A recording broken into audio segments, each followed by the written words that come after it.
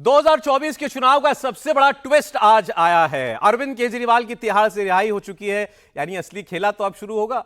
अरविंद केजरीवाल कल सुबह 11 बजे जाएंगे हनुमान मंदिर, हजारों की भीड़ लेकर जाएंगे। दोपहर 1 बजे प्रेस कॉन्फ्रेंस करेंगे, यानी राहुल गांधी कल दिन भर आपको कहीं दिखाई नहीं देंगे। आज जब अरविंद केजरीवाल जेल से छूटे, उस वक्त राहुल गांधी लखनऊ में संविधान रक्षा सम्मेलन कर रहे थे। जब से केजरीवाल जेल से बाहर आए हैं, राहुल गांधी हेडलाइन से हट गए हैं, कैमरे से ओझल हो गए। तो क्या अब वापस से ईडी सीबीआई वाला मुद्दा होगा? अरविंद केजरीवाल का जेल से बाहर आना क्या राहुल गांधी के लिए सबसे ज्यादा नुकसानदायक है या फायदेमंद है? राहुल गांधी का ट्रैक बदलना, केजरीवाल का बाहर आना, इसमें मोदी का कुछ नहीं जाता, मोदी विरोधियों का ही है घाटा। यह समझने के लिए आपको दिल्ली से लेकर यूपी तक की आज की सारी तस्वीरें देखनी होंगी, सारे बयान बहुत ध्यान से सुनने होंगे। चौथे चरण के चुनाव की पूरी पिक्चर आपके सामने क्लियर हो जाएगी। नरेंद्र मोदी हिंदुस्तान का प्रधानमंत्री नहीं बनने वाला है, नहीं बनने वाला है, नहीं बनने वाला है, नहीं बनने वाला है। क्या राहुल ने मोदी की टेंशन बढ़ा दी फटाफट? क्या राहुल ने 4 जून से पहले ही मोदी की सीटें घटा दी खटाखट खटाखट? खटाखट खटाखट खटाखट खटाखट खटाखट। क्या सच में 4 जून के बाद नरेंद्र मोदी देश के प्रधानमंत्री नहीं रहेंगे? क्या सच में नरेंद्र मोदी 200 के अंदर सिमट जाएंगे, 400 के पार नहीं जा पाएंगे? राहुल ने लिखकर गारंटी दे दी है, तो क्या मोदी के लिए खतरे की घंटी है? आप गारंटी लिख के ले लो, नरेंद्र मोदी हिंदुस्तान का प्रधानमंत्री नहीं बनेगा। बात खत्म हो गई है, याद रखो, नरेंद्र मोदी हिंदुस्तान का प्रधानमंत्री नहीं बनने वाला है। राहुल ने बहुत बड़ी लाइन खींच दी है, मोदी डर गए हैं, ये बात कह दी है। मोदी की कुर्सी जाने वाली है, राहुल ने फुल कॉन्फिडेंस में भविष्यवाणी कर दी है। मोदी एक हैं, मगर शिकारी अनेक हैं। चौथे चरण के चुनाव से पहले सब झुंड बनाकर मोदी पर टूट पड़े हैं। शिकारी नंबर 1 राहुल गांधी का कहना है, इंडिया अलायंस के बब्बर शेर मिलकर मोदी का शिकार करेंगे। 4 जून आते आते ऐसा तूफान खड़ा करेंगे। बब्बर शेर जो अब एक साथ टीम में जाके शिकार कर रहे हैं। शिकारी नंबर 2 अखिलेश यादव ने राउंड 4 का स्कोर अभी से बता दिया है। राउंड 4 के बाद मोदी कहीं नहीं दिखेंगे, चौथे चरण में ही हार स्वीकार कर लेंगे, अखिलेश ने ऑन कैमरा क्लेम किया है। और अब तो बीजेपी की हार होने में केवल 4 कदम बाकी हैं, केवल 4 चरण, 4 कदम 4 चरण बाकी हैं केवल। और ये चौथे चरण का चुनाव बिल्कुल बीच का चुनाव है। अभी तक तो वो नीचे जा चुके हैं बहुत। ये चौथे चरण का चुनाव जो बिल्कुल बीच का चुनाव है, बताओ भारतीय जनता पार्टी का पूरा बैलेंस खराब कर दोगे कि नहीं करोगे? तो क्या मोदी सच में डेंजर जोन में है? क्या मोदी की कुर्सी वाकई खतरे में है? शिकारी नंबर 3 प्रियंका गांधी ने तो अभी से फाइनल स्कोर डिक्लेयर कर दिया है, मोदी 200 के नीचे जाने वाले हैं, ये तक कह दिया है। अगर चुनाव ठीक ढंग से होगा तो 200 से ज्यादा नहीं मिलेंगे, अगर गड़बड़ करेंगे तो भगवान जाने क्या। वो जानते हैं, इनके सारे नेता जानते हैं, अगर ठोस बात पे उतर गया चुनाव, किसी भी हालत में नहीं जीत सकते, क्योंकि कुछ किया नहीं है उन्होंने, कि जनता को कमजोर करना चाह रहे हैं। क्योंकि इनका पूरा प्रयास 10 सालों से ये रहा है कि लोकतंत्र को कमजोर करेंगे ताकि इनकी सत्ता बनी रहे। क्योंकि क्या जो परिस्थितियां बन रही हैं इस देश में, जनता समझ रही है, जनता जानकार है, जागरूक बन रही है, जनता समझ रही है कि अगर इस तरह से चलता जाए तो लोकतंत्र भी संकट में है। मोदी विरोधी गुट के शिकारियों के दावों के उलट ग्राउंड रियलिटी क्या है? 3 राउंड में मोदी का स्कोर कहां तक पहुंचा? चौथे राउंड में स्कोर क्या रहने वाला है? ये 24 के चुनाव का यक्ष प्रश्न है। मगर फिलहाल जवाब तो मोदी के पास भी नहीं है, जवाब तो ईवीएम में बंद है। तो क्या नरेंद्र मोदी इस वक्त थोड़े नर्वस हैं? क्या चौथे चरण को लेकर थोड़े कॉशस हैं? और क्या इसीलिए इतने फेरोसियस हैं, यानी अति आक्रामक हैं? मुझे जिंदा गाड़वे की बात कर रहे हैं। इसने अपनी माँ का दूध पिया है, शोर मचाए शोर। ये बात तो तय है 24 में बाकी बचे 4 राउंड्स में मोदी की लड़ाई इतनी इजी नहीं है। मोदी के सामने बहुत टफ टास्क है और इसकी वजह नेशनल लेवल पर राहुल बैक फुट पर नहीं, अब फ्रंट फुट पर खेल रहे हैं। मोदी पर टारगेटेड अटैक्स कर रहे हैं। यूपी के दोनों लड़के एक मंच पर आकर एक दूसरे का हाथ पकड़कर एंटी मोदी कैंप को बूस्ट अप कर रहे हैं। बिहार में जो तेजस्वी यादव कल तक व्हील चेयर पर थे, बीमार होने के बावजूद मोदी से लड़ रहे थे, टक्कर दे रहे थे, अब वो तेजस्वी यादव भी पैरों पर खड़े हो गए हैं। बिहार से झारखंड के पलामू पहुंच गए हैं। महाराष्ट्र में उद्धव ठाकरे भी गरज रहे हैं, मोदी पर बरस रहे हैं। दिल्ली में अरविंद केजरीवाल को भी सुप्रीम कोर्ट ने 1 जून तक अंतरिम जमानत दे दी है। आम आदमी पार्टी वालों ने भी सत्यमेव जयते वाला पोस्टर बनाकर फैलाना शुरू कर दिया है। तानाशाही का अंत करने वो आ रहा है, इस तरह का माहौल बनाना शुरू कर दिया है। इनकलाब, इनकलाब, वंदे वंदे। आज आपके बीच में आके बहुत अच्छा लग रहा है।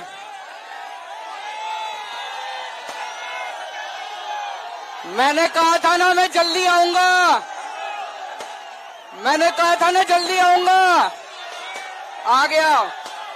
आप लोगों से एक ही निवेदन है, हमें सबको मिलके देश को तानाशाही से बचाना है।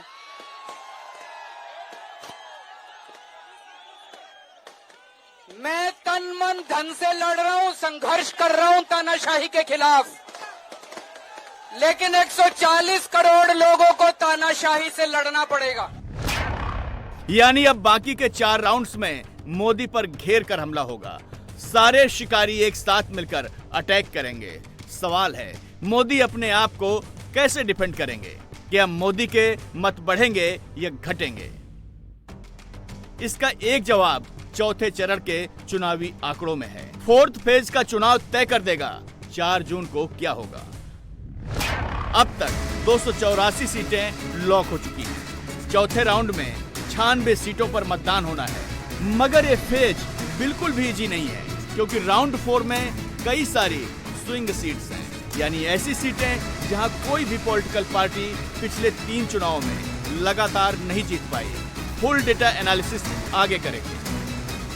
पहले ये सुनिए कि राहुल ने कैसे चौथे राउंड के लिए मोदी से मिलती जुलती स्क्रिप्ट लिखी और उसमें अपनी और इंडिया अलायंस की तूफान वाली कहानी फिट कर दी है। यहां पे इंडिया गठबंधन की जीत होगी, अखिलेश यादव की जीत होगी, और उत्तर प्रदेश में आप देखना,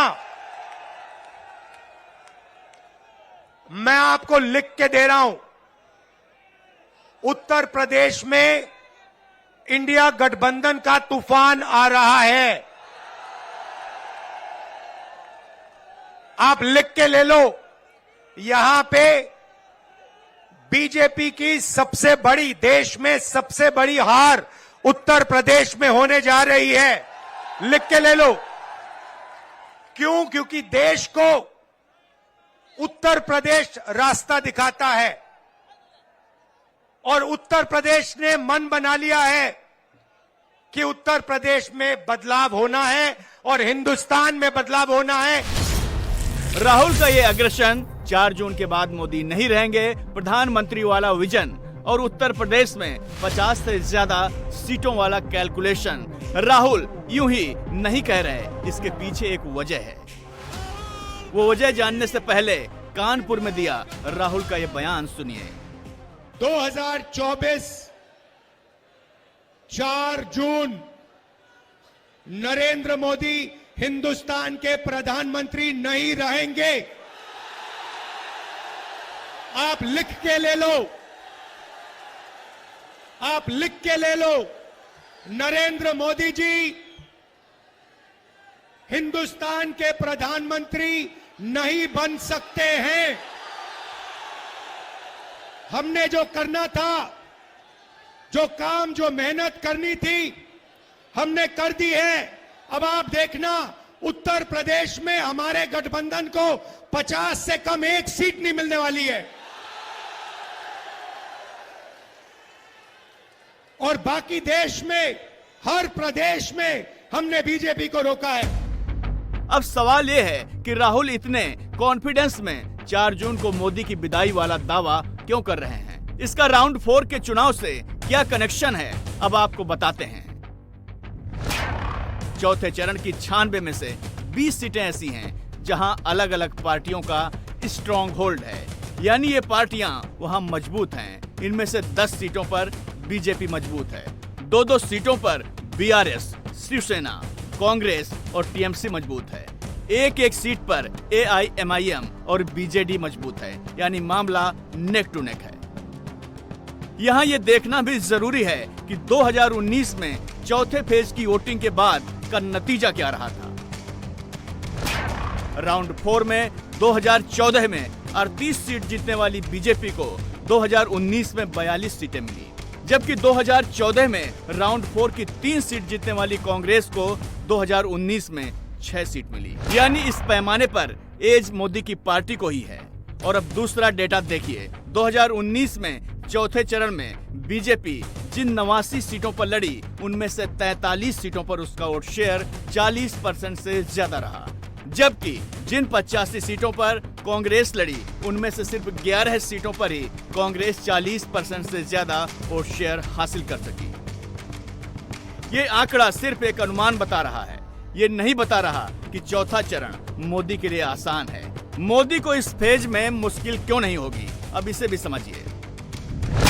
2019 में चौथे चरण की 11 सीटें ऐसी थी जहां जीत का मार्जिन 1% से भी कम था, और इसमें से 2 सीट बीजेपी की थी। एक बात और नोट करने वाली है, और वो ये कि 2019 में चौथे चरण की सिर्फ 2 सीटें ऐसी थी जहां बीजेपी को 35% वोट शेयर के ज्यादा मार्जिन से जीत मिली थी। इस लिहाज से देखें तो चौथा राउंड मोदी के लिए बिल्कुल आसान नहीं रहने वाला। और ये बात मोदी के विरोधियों को पता है, इसीलिए वो ऑल आउट अटैकिंग है। इसीलिए राहुल 4 जून के बाद वाली गारंटी लिख लिख कर दे रहे हैं, और जितनी बार कैमरे पर आ रहे हैं, हर बार यही रिपीट कर रहे हैं कि इंडी अलायंस के बब्बर शेर मोदी का पॉलिटिकल शिकार करने के लिए रेडी है। यहां अखिलेश जी बैठे हैं, समाजवादी के नेता, कांग्रेस पार्टी के नेता, बाकी पार्टियों के नेता, हमारे सारे के सारे कार्यकर्ता एक बन गए हैं। आमतौर से क्या होता है, आप जंगल में जाते हो, एक बब्बर शेर दिखता है, दूसरा बब्बर शेर उसके पास कभी नहीं आता। यहां पे हजारों बब्बर शेर एक साथ खड़े हुए हैं, अभी ये शिकार करने निकलेंगे। आरएसएस बीजेपी के विचारधारा का शिकार होगा। और मोदी का शिकार करने के लिए हथियार किसे बनाया गया है? हथियार संविधान को बनाया गया है। राहुल इन दिनों जहां भी चुनावी रैलियां कर रहे हैं, संविधान की एक कॉपी अपने साथ लेकर पहुंच रहे हैं। कैमरा ऑन होते ही राहुल संविधान दिखाते हैं, लोगों में ये डर बिठाते हैं कि मोदी आ गए तो संविधान खत्म, आरक्षण खत्म, सब खत्म हो जाएगा। लेकिन मोदी इसे राहुल और इंडी गुट की नर्वसनेस बताते हैं, विपक्ष के नैरेटिव की झूठ की खेती और चोर मचाए शोर जैसी संज्ञा देकर पब्लिक के बीच पहुंचाते हैं। सवाल ये कि पब्लिक किसकी बात सुन रही है, मोदी की या फिर मोदी को हटाकर 24 जीतने की ख्वाहिश लिए बैठे इंडी गुट की? वो इस चुनाव में झूठ की फैक्ट्री खोल के बैठ गए हैं, झूठ फैलाकर वोट लेना चाहते हैं। कभी आरक्षण को लेकर झूठ, कभी संविधान को लेकर झूठ, और इन्होंने पूरा इकोसिस्टम ऐसी अफवाहें फैलाने के लिए 24 घंटे लगा के रखा है। साथियों, आरक्षण पर कांग्रेस का हाल चोर मचाए शोर, ये चोर मचाए शोर वाला है। मेरे इस चैलेंज पर कांग्रेस की चुप्पी थी, यानी दाल में काला है। ये चाहे जितनी भी कोशिश कर लें, देश विरोधी ताकतों के साथ मिलकर कितना ही झूठ फैला ले, आपके पास मोदी का भरोसा है। जब मोदी जैसा चौकीदार हो, किसने अपनी मां का दूध पिया है जो आपका हक छीन सकता है? मोदी जिस झूठ की खेती की बात करते हैं, उस झूठ को, उस दुष्प्रचार को कांग्रेस अध्यक्ष भी प्रमोट करते हैं। आपको याद होगा, कुछ दिनों पहले ही कांग्रेस अध्यक्ष ने विपक्षी दलों को एक चिट्ठी लिखी थी। इस चिट्ठी का सार ये था कि चुनाव आयोग ने पहले और दूसरे चरण के मतदान का फाइनल फिगर जारी करने में इतना लेट क्यों किया। मगर अब चुनाव आयोग ने खरगे की चिट्ठी का जवाब चिट्ठी से दिया है। विपक्ष के झूठे नैरेटिव पर करारा प्रहार किया है। चुनाव आयोग ने कांग्रेस अध्यक्ष को लोकसभा चुनाव में बाधा डालने के लिए फटकार लगाई है। इलेक्शन कमीशन ने खरगे के आरोपों को बेबुनियाद और चुनाव में बाधा डालने की कोशिश बताया है। इतना ही नहीं, इलेक्शन कमीशन ने खरगे के बयानों को चुनाव संचालन के महत्वपूर्ण पहलुओं पर आक्रमण बताया है। चुनाव आयोग ने ये तक कहा है कि खरगे का बयान मतदाताओं की भागीदारी पर नकारात्मक प्रभाव डाल सकता है। इलेक्शन कमीशन ने कड़े शब्दों में कांग्रेस अध्यक्ष को यह कहकर भी चेताया है कि खरगे जी, आप पर कार्रवाई भी हो सकती है। मगर अब सिचुएशन ये आ गई है कि कांग्रेस पार्टी खुल्लम खुल्ला चुनाव आयोग को ही धमका रही है। जयराम रमेश अपनी पार्टी के झूठे सवालों को सच्चा बताकर चुनाव आयोग की मंशा पर सवाल उठा रहे हैं। ये थोड़ी दुर्भाग्य की बात है कि आज हमें समय दिया 5 बजे का और 4 सवा 4 बजे इसको अपलोड किया गया, इसका जवाब चुनाव आयोग द्वारा। हम तो इसको देख के अवलोकन करके आगे बढ़े हैं, लेकिन मैं समझता हूं कि जो हमको आंतरिक रूप से बताया चुनाव आयोग ने, उसमें बहुत संशोधन, सुधार का स्कोप है। और ये विश्वसनीयता, ये विश्वास, ये समर्थन जो चुनाव आयोग इस संस्थापक रूप से है, उसको मेंटेन करना अति आवश्यक है। मैसेज क्लियर है, कांग्रेस का इकोसिस्टम बैक फुट पर जाने के बजाय फ्रंट फुट पर खेल रहा है। मोदी के खिलाफ एक नया पोस्टर वार शुरू कर चुका है। जब से मोदी ने अंबानी अडानी के बहाने राहुल को टारगेट किया है, तब से कांग्रेस की टाइमलाइन पर सुबह शाम अडानी अडानी होने लगा है। कांग्रेस के हर पोस्ट में मोदी और अडानी, कांग्रेस के हर वीडियो के स्क्रीनशॉट में अडानी। राहुल की टीम अब यही कहानी सुना रही है। मोदी का खेल खत्म, ये लिख लिख कर फैला रही है। और कांग्रेस की इस अडानी वाली स्क्रिप्ट के असली स्क्रिप्ट राइटर राहुल ही हैं, जो मोदी के पीछे पड़ चुके हैं। 10 साल नरेंद्र मोदी जी ने अदानी और अंबानी का नाम नहीं लिया। 10 साल हजारों स्पीचें दी, अदानी अंबानी का नाम तक नहीं लिया। मगर अब भैया देखिए, जब कोई डर जाता है तो उन्हीं लोगों का नाम लेता है जो सोचता है बचा पाए। इसीलिए नरेंद्र मोदी जी ने अपने 2 मित्रों का नाम ले लिया कि भैया मुझे आके बचाओ, इंडिया गठबंधन ने मुझे घेर लिया है, मैं हार रहा हूं, मुझे बचाओ, अदानी अंबानी जी मुझे बचाओ। इसीलिए नरेंद्र मोदी जी ने नाम लिया। अब बीजेपी, नरेंद्र मोदी, अमित शाह आपके ध्यान को इधर उधर ले जाने की कोशिश करेंगे। अगले 10-15 दिन में आप देखना, ये आपके ध्यान को भटकाने की कोशिश करेंगे, कभी इधर कभी उधर कभी इधर। आपको भटकना नहीं है। ऐसा लग रहा है कि मोदी के विरोधी सच में शिकार के मूड में आ गए हैं। महाराष्ट्र में संजय राउत धमकाते हैं, मोदी को जमीन में गाड़ देंगे, इस तरह का डायलॉग मारते हैं। इसके जवाब में मोदी एक दूसरा ही बाउंसर मार देते हैं। वो इसमें भी इंडी गुट का तुष्टीकरण वाला एंगल ढूंढ लाते हैं। ये नकली शिवसेना वाले मुझे जिंदा गाड़ने की बात कर रहे हैं।